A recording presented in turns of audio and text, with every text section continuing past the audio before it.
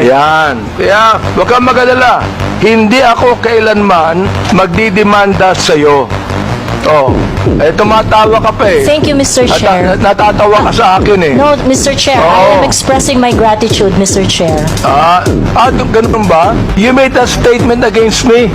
Ang sabi mo, ganito, kung abante, paswelduhan ka ng taxpayer, tinawag mo akong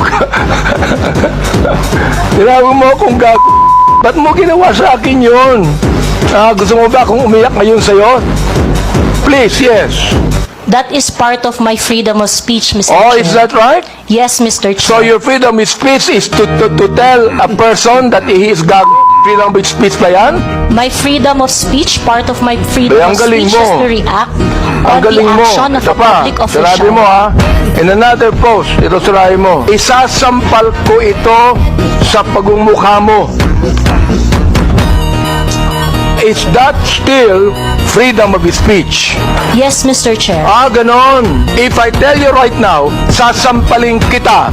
Freedom of speech yan. That's part of your freedom, Mr. Chair. Pag sinampal kita, hindi na freedom of speech yan. Of course, sir, it's overt Hindi action na. already. Ang galing.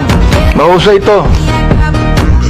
Ang sabi mo, I'm going to be Hindi ko masabi to Mr. Chair F-U-C-K-E-D. Prepared.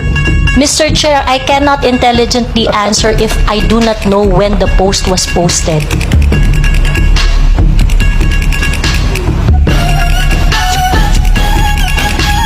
You can post something today and you forget that tomorrow. Am I right? That is correct, Mr. Chair. That's very likely. You hated me. Hindi pwedeng sabihin mo sa akin na you love me. Is that a person that you said that you love me? I love you and because of that, isasampal ko ito sa'yo. At the very most, I do not like your performance as a member of the 19th Congress. But hate is such a powerful word. Mr. Chair, if you think that you are violated by my exercise of my freedom, you would have your right and No, day no, in court. don't worry.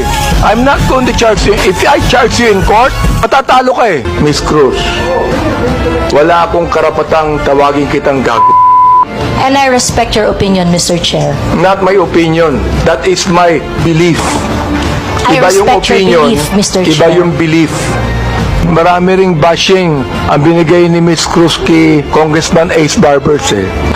Mr. Chair, I would just like to inform the court that there is a pending action that I have against Ace Barber. So I would like to invoke the sub judice rule on that matter. Wala namang kasong pinail eh. No, Mr. Chair, I filed a libel suit against Congressman Barber. Kay Ace Barbers. Yes, Mr. Chair. Oo. Huwag ka na mag-file ng libel suit sa akin. Wala naman akong sinabing masama sa iyo eh.